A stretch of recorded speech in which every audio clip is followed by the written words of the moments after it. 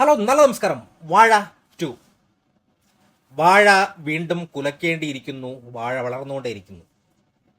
Script performance കേട്ടില്ല, ഒരു രക്ഷയില്ല. ഫസ്റ്റ് പാർട്ടിനേക്കാളും എനിക്ക് ഏറ്റവും ഇഷ്ടപ്പെട്ട ഒരു സാധനം, സമൂഹത്തിൻ്റെ കണ്ണിൽ ഗുണമില്ലാത്തവർ എന്ന് മുദ്രകുത്തപ്പെട്ട ഒരു കൂട്ടം യുവാക്കളുടെ കഥ. അവരുടെ കുട്ടിക്കാലം മുതൽ +2 വരെയുള്ള കാലഘട്ടം, അതിനുശേഷം ജീവിത മാർഗം തേടി അലയുന്നതാണ് സിനിമയുടെ ആ ഒരു മെയിൻ പ്ലോട്ട് എന്ന് പറയുന്നത്.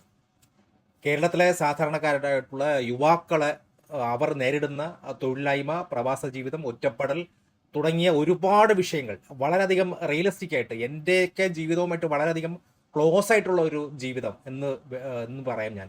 എനിക്ക് ഒന്നാമത്തെ പാർട്ടിനേക്കാൾ രണ്ടാമത്തെ ഇഷ്ടപ്പെട്ടതിൻ്റെ കാരണം എന്ന് വെച്ചാൽ വളരെയധികം ക്ലോസ് ആണ്. നമ്മുടെയൊക്കെ പലരുടെ ലൈഫുമായിട്ട് വളരെയധികം ക്ലോസ് ആണ്. ഒരുപാട് ആൾക്കാർ എൻ്റെ ജീവിതമാണോ ഇങ്ങനെ സിനിമയാക്കിയതെന്ന് പോലെ തോന്നുന്ന രീതിയിലാണ് ആ സിനിമയെ എഴുതി വച്ചിരിക്കുന്നത്. അതുകൊണ്ട് തന്നെ ഇതിൻ്റെ സ്ക്രിപ്റ്റ് എന്ന് പറയുന്നത് വളരെ ഗംഭീരമായിട്ട് എനിക്ക് ഇഷ്ടപ്പെട്ടു. പിന്നെ ആ സ്ക്രിപ്റ്റിനനുസരിച്ചുള്ള പെർഫോമൻസ്, ഒരുപാട് കഠിനാധ്വാനം ചെയ്തിട്ടുള്ള ഒരു സാധനം എനിക്ക് ഒരുപാട് ഇഷ്ടപ്പെട്ടു. ഒരുപാട് ഇഷ്ടപ്പെട്ടു. കാരണം ഈ ദുബായ് പോലുള്ള രാജ്യങ്ങളിൽ പോയി കഷ്ടപ്പെടുന്ന യുവാക്കൾ, അതോടൊപ്പം തന്നെ മുതിർന്നവർ, ആരെങ്കിലും ആയിക്കോട്ടെ, അതോടൊപ്പം തന്നെ UK, US, പിന്നെ കാനഡ, ഓസ്ട്രേലിയ, അങ്ങനെയുള്ള രാജ്യങ്ങളിലൊക്കെ പിന്നെ സ്റ്റുഡൻറ് വിസയിൽ എത്തിപ്പെടുന്നവരുടെ അവരുടെയൊക്കെ ഒരു സ്ട്രഗിള്, അതൊക്കെ വളരെയധികം ഗംഭീരമായിട്ട് കാണിച്ചിട്ടുണ്ട്. അതോടൊപ്പം തന്നെ ഷഹീർ അലൻ, സജിൻ, വിനയൻ, അങ്ങനെ ഒരുപാട് ക്യാരക്ടേഴ്സ്, അവർ ഒരുപാട് ആൾക്കാർ ആ സ്വന്തം പേരിൽ തന്നെ ഇതിൽ വന്ന് അഭിനയിച്ചു പോയിട്ടുണ്ട്. സിനിമയുടെ ആ ഒരു കോമഡി, ആ ടൈമിങ്, കോമഡി എന്ന് വെച്ച് കഴിഞ്ഞാൽ ഞാൻ ചിരിച്ചു മരിച്ച് വയർ വേദനിച്ചിട്ട് എനിക്ക് ചിരി നിർത്താൻ പറ്റാത്തൊരവസ്ഥയിൽ ഒരു തിയേറ്റർ സീനുണ്ട്. ലൂസിഫർ സിനിമയുടെ റിലീസ് ഡേറ്റിൽ ആ തിയേറ്ററിനകത്ത ഒരു കോമഡി ഉണ്ട്. എൻ്റെ അമ്മയെ ചിരിച്ചു മരിച്ച് വയറ് വേദനിച്ചിട്ടുണ്ടല്ലോ, സത്യം. സ്ക്രീനിൽ നിന്ന് കണ്ണെടുത്ത് കഴിഞ്ഞാൽ കോമഡി നഷ്ടപ്പെടും. അത്രയ്ക്കും ഗംഭീരമായ കോമഡി. അതോടൊപ്പം തന്നെ അതിൻ്റെ ലാസ്റ്റ് കോമഡിയും ഗംഭീരമായിട്ട് എനിക്ക് ഒരുപാട് ഇഷ്ടപ്പെട്ടു.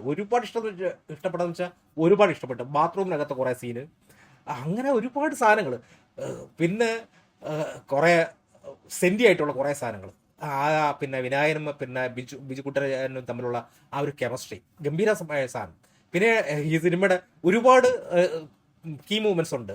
എന്ന് വെച്ച് കഴിഞ്ഞാൽ ഒരു ഇൻസ്റ്റ അല്ലെങ്കിൽ യൂട്യൂബ് വീഡിയോ ചെയ്തുകൊണ്ടിരിക്കുന്ന സാധാരണക്കായിട്ടുള്ള കുറേ സംഘങ്ങളുടെ അവരാണ് ഈ സിനിമയിലെ പിന്നെ സ്റ്റാർസ് എന്ന് പറയുന്നത്. അപ്പോൾ അവർ വളരെയധികം റിയലിസ്റ്റിക് ആയിട്ടാണ് ഈ സിനിമയെ സമീപിച്ചിരിക്കുന്നത് എന്നുള്ളതാണ് സത്യം.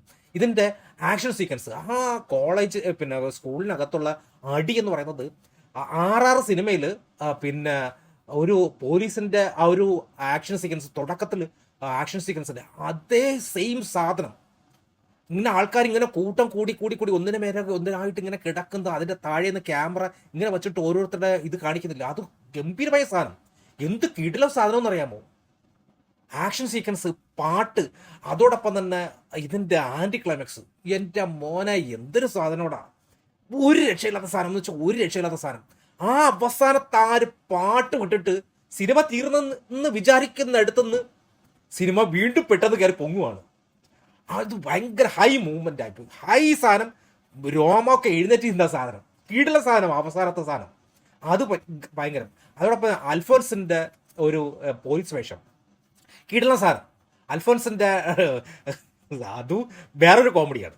അതോടൊപ്പം തന്നെ നമ്മുടെ അജു വർഗീസിന്റെ ക്യാരക്ടറും നല്ലതായിരുന്നു. അതോടൊപ്പം തന്നെ നമ്മുടെ ഷമീറിന്റെ നമ്മുടെ വിജയ് ബാബുവിന്റെ അദ്ദേഹത്തിന്റെ ക്യാരക്ടറും ഒരു ഡിഫറെൻ്റ് ആയിട്ടുള്ള ഇത് സാധനം. പിന്നെ മാമനായിട്ട് വന്ന നമ്മുടെ മിംക്രിയിലൊക്കെ ഒരുപാട് വേഷം ചെയ്ത സെൽവൻ, ആ പുള്ളിക്കാരൻ്റെ ക്യാരക്ടറും ഗംഭീരമായിട്ടുള്ള സാധനം. കുറേ സാധനങ്ങളുണ്ട്. പിന്നെ അങ്കിത് മേനോൻ്റെ ആ ഒരു പിന്നെ സംഗീതം കിടിലം. അതോടൊപ്പം തന്നെ അതിൻ്റെ ബീജിയും നല്ല സാധനമായിട്ട് എനിക്ക് തോന്നി.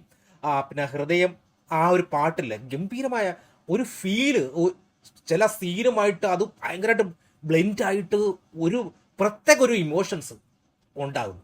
പിന്നെ ക്യാമറ വർക്ക്, ഞാൻ നേരത്തെ പറഞ്ഞ ആ ആക്ഷൻ സീക്വൻസിൻ്റെ ക്യാമറ വർക്ക് എനിക്ക് ഭയങ്കരമായിട്ട് ഇഷ്ടപ്പെട്ടു. അതോടൊപ്പം തന്നെ ഈ സിനിമയുടെ ഇത് എന്ന് പറയുന്നത് ഒരു 2.25 മണിക്കൂറോളം ഈ സിനിമയുണ്ട്.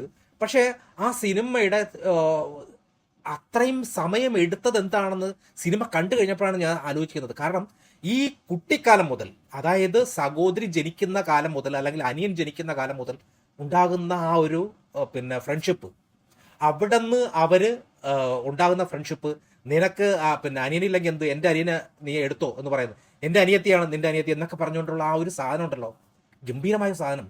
അവിടെ നിന്ന് ബിൽഡ് ചെയ്ത് എടുക്കുന്ന സാധനം പിന്നെ ഒറ്റപ്പെടലിൻ്റെ അല്ലെങ്കിൽ വേദനയുടെ ഒരു പ്രതിസന്ധി വരുന്ന സമയത്ത് സൗഹൃദം കൂടി ഓടിയെത്തുന്ന ഒരു ഇത് സിറ്റുവേഷൻ, ഒരുപാട് ഡിഫറെൻ്റ് ആയിട്ടുള്ള അനിയൻ ചേട്ടൻ അല്ലെങ്കിൽ അനിയത്തി ചേട്ടൻ, അങ്ങനെയുള്ള ഒരു റിലേഷൻഷിപ്പിൻ്റെ ബോണ്ടിങ്ങും, അച്ഛൻ മകൻ എന്നുള്ള ആ ഒരു ബോണ്ടിങ്ങും, അങ്ങനെ ഒരുപാട് സിനിമ ഒരു പരിധി കഴിഞ്ഞപ്പോൾ ഇമോഷൻ കൊണ്ട് നമ്മളെ ഒരു വേദനിപ്പിക്കുന്ന രീതിയിൽ ഉള്ളൊരു, കാരണം നമ്മളുമായിട്ടൊക്കെ വളരെ ക്ലോസ് ആയിട്ടുള്ള ലൈഫ് ആയതുകൊണ്ട് പെട്ടെന്ന് നമ്മളെ ഇത് അതിലേക്ക് എടുത്തെറിയാണ്. ഭയങ്കര ഫീല് നൽകുന്ന ഒരു സാധനമായിട്ട് തോന്നി.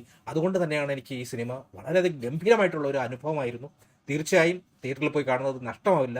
കാരണം വലിയ ഹൈ സിനിമകളുടെ കൂടെ ഇറക്കേണ്ട ഒരു സിനിമയായിരുന്നു. പിന്നെ ആടിൻ്റെ കൂടെയും അതോടൊപ്പം തന്നെ ടോക്സിക്കിൻ്റെ കൂടെയൊക്കെ എല്ലാം ഇറക്കേണ്ട സിനിമയായിരുന്നു. ദുരന്തറിൻ്റെ കൂടെയൊക്കെ ഇറക്കേണ്ടതായിരുന്നു. ഡേറ്റ് മാത്രം മാറിപ്പോയെന്നേ ഉള്ളൂ. പക്ഷേ അതിന് ആ സിനിമയുടെ കൂടെ ഇറങ്ങിയിരുന്നെങ്കിലും ഈ സിനിമയ്ക്ക് ഒന്നും സംഭവിക്കില്ല. ഇനിയും വാഴകൾ ഉണ്ടാവട്ടെ. പിന്നെ എനിക്കൊരു സംശയം തോന്നിയത്, ഇതിൻ്റെ ഒരു നെഗറ്റീവായിട്ട് എനിക്ക് തോന്നിയത്, നമ്മുടെ പിന്നെ അസീസിനെയും അതോടൊപ്പം കോട്ടയം നസീറിനെയും പിന്നെ നോബിയെയൊക്കെ ഇടയിലൊന്ന് ജസ്റ്റ് ഒന്ന് കാണിച്ചു പോകുന്നു.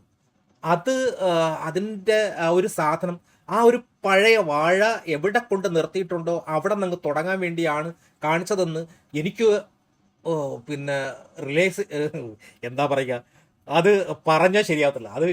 അത് അതുവരെ കാണിച്ചത് അവസാനം ഇതായപ്പോൾ എനിക്കൊരു പിന്നെ ഒരു തൃപ്തി വന്നു. അവരെ കാണിച്ചതിൽ ഒരു തൃപ്തി വന്നത് അവസാനമാണ്.